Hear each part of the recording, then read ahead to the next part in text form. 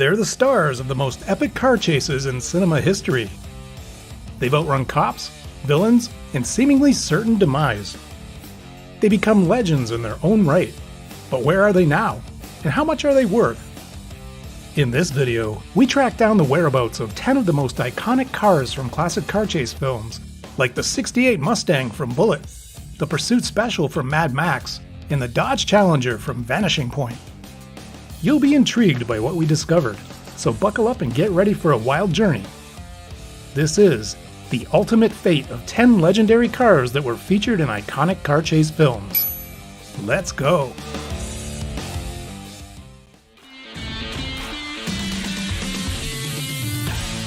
Gone in 60 Seconds, a favorite cult classic car chase film produced on a shoestring budget and remembered for its spectacular destruction of 127 cars. The star of the film was a yellow 1973 Mustang Mach 1 named Eleanor. Two Mustangs played the role of Eleanor. One was the hero car that got all the close-ups, and the other was the stunt car that did all the grunt work. Interestingly, they were both imposters. They were actually 1971 models that got makeovers to look like 1973 models. In a twist of irony, the hero car was mysteriously destroyed by H.B. Halicki, the film's writer, producer, director, stuntman, and star, but he never revealed the reason. The stunt car, on the other hand, barely survived a 128-foot jump in the movie, but not without sustaining severe damage. The yellow Mustang stunt car even made a cameo appearance in another Halicki film, The Junkman, released in 1982, looking as battered and bruised as it did after the jump in Gone in 60 Seconds. The damaged stunt car has always remained in the possession of the Halicki family, where it's currently owned by Denise Halicki, HB's widow, and sometimes over the years has been displayed at museums, events, and car shows.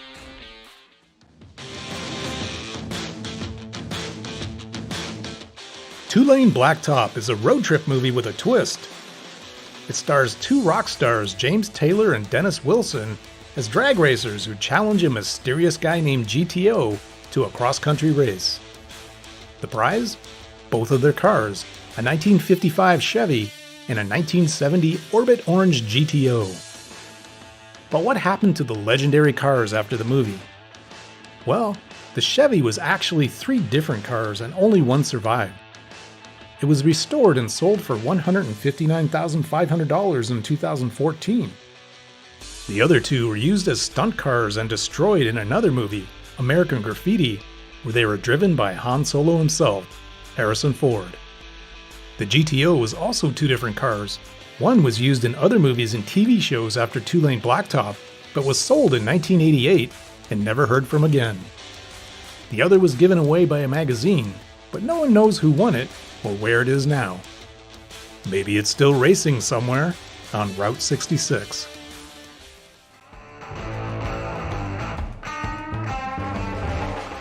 The Blues Brothers is a movie that has it all. Laughs, thrills, classic blues and R&B music, and a whole lot of car carnage. Jake and Elwood Blues are on a mission from God to save their childhood orphanage from foreclosure, but they also have a bunch of enemies on their tail. Along with John Belushi and Dan Aykroyd as the hilarious duo, the other star of the show is the Bluesmobile, a 1974 Dodge Monaco that used to be an actual California Highway Patrol car before it got its makeover as a Mount Prospect, Illinois cop car. There were 13 versions of the Bluesmobile used in filming, with only 3 known to survive. But there are also many replicas out there, some of which claim to be the real deal. 2 of the original cars are in private collections, and the third one is on display at the Volo Museum in Volo, Illinois, where you can see it in all its glory.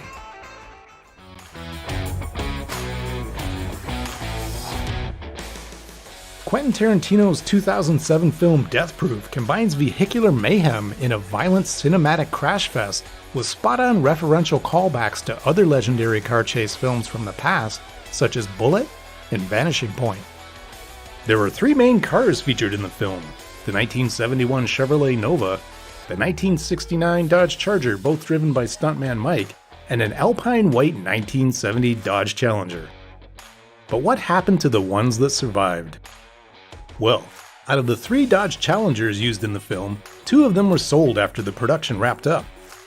One went to a stuntman who worked on the film, and the other was auctioned on eBay in 2016 for a cool $32,500. The third one was probably scrapped or salvaged for parts. The film used 9 iterations of the Chevrolet Nova, of which 7 were destroyed during filming. One of the survivors was sold to another stuntman, and the last one was sold to a collector who paid an undisclosed amount for it.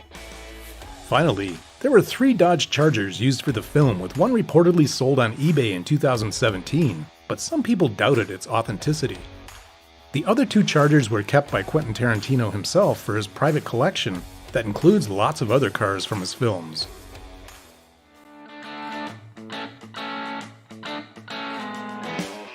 One of the most famous cars to ever appear in a car chase film would be the black and gold 1977 Pontiac Trans Am from Smokey and the Bandit. Critics didn't much like the movie when it was released, but the public sure did. It catapulted Burt Reynolds into a bankable Hollywood leading man and helped Pontiac sell a ton of Trans Ams. Pontiac provided the production with a total of 4 Trans Ams for the filming. 3 were 1976 models dressed as 1977s, and the 4th was a pre-production 1977 model. Reportedly, all 4 of these were destroyed during filming.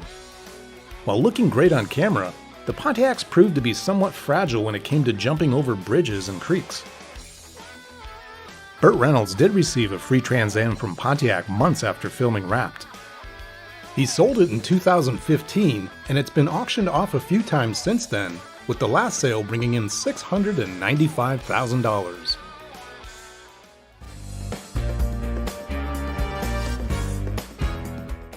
One of the coolest cars to ever grace the silver screen was the 1963 Aston Martin DB5 from the James Bond flick Goldfinger. The film thrilled viewers with a plot that involved a suave British spy, a gold-obsessed villain, a flying circus of female pilots, and an ever-so-cool British spy car equipped with gadgets like machine guns, smoke screens, oil slick deployment, and even an ejector seat that came in handy when Bond needed to ditch a pesky passenger. There were 2 DB5s used for filming. One was the road car used for all the driving scenes that didn't involve the use of its onboard gadgets, and the other was the effects car that was filmed showing the gadgets in use. The effects car was used in a subsequent James Bond film, Thunderball, where it was heavily damaged, and then rebuilt by Aston Martin and sold to a collector in 1968. The road car was also sold to a collector in 1968, and for the next 3 decades thereafter was displayed in various museums and exhibitions. However, in 1997 it was stolen from an aircraft hangar and has never been recovered, which is a shame. Perhaps present-day James Bond, in a new action-packed reality movie, could track it down and recover it for His Majesty.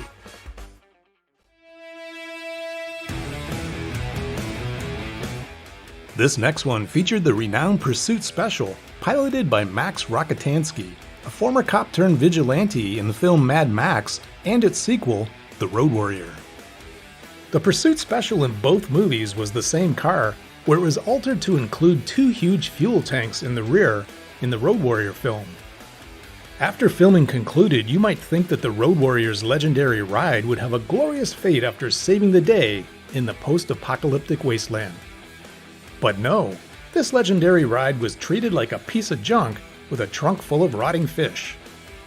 Nobody wanted to buy it, so it ended up in a car museum in England for a while, and then passed through several hands before being restored and eventually sold to collector Michael Dezer.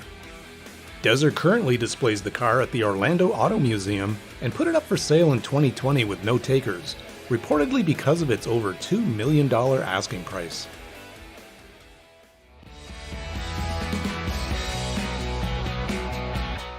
In one of John Wayne's last films, we find him portraying ex-Seattle PD detective Lon McHugh out to avenge his partner's demise and uncovering a boatload of corruption, betrayal, and violence that leads him to question everything he believes in. Helping him on his mission is his trusty steed, a sweet and rare Brewster Green 1973 Pontiac Trans Am Super Duty 455 nicknamed the Green Hornet that endures miles of chase action and abuse. But what happened to the cars after the cameras stopped rolling? Well, There were 3 or perhaps 4 of them. One of them might be hiding in a collector's garage, while another one was definitely crushed on screen. One of them was donated to a trade school in the mid-1970s, then sold to a collector who crashed it and never fixed it. It's still waiting for a makeover. The 4th one, if it exists, is anyone's guess.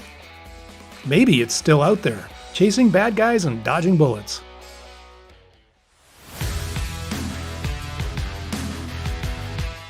Vanishing Point is considered by some to be the pinnacle of 20th century car chase films.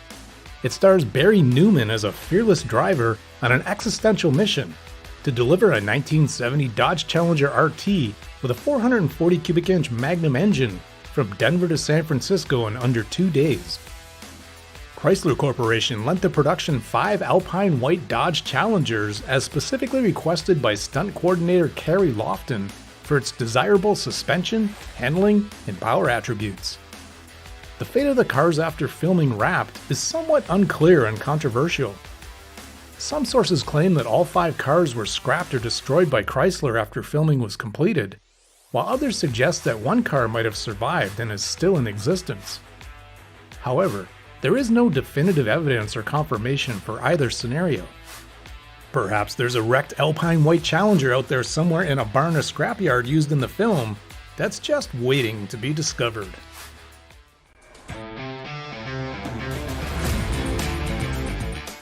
If you're a fan of car chase movies, you owe it all to one film, Bullitt. This 1968 masterpiece stars Steve McQueen as a renegade cop who drives a legendary car, a 1968 Highland Green Ford Mustang GT390. And he's not alone. He and his Mustang chase another legend, a 1968 Dodge Charger RT440. There were 2 or maybe 3 Dodge Chargers used in the movie. One was consumed in a fiery inferno in the gas station scene in the film. Another was either trashed or sold by a dealer after the movie, no one knows for sure. The 3rd one, if it existed, survived and was restored by a collector.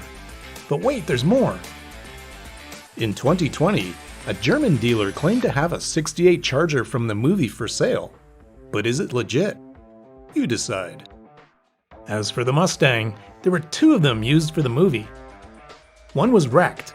The other was lost for decades until it resurfaced in 2017. It was owned by the same family for years, and they even drove it around town. McQueen tried to buy it back in the 1970s, but they said no.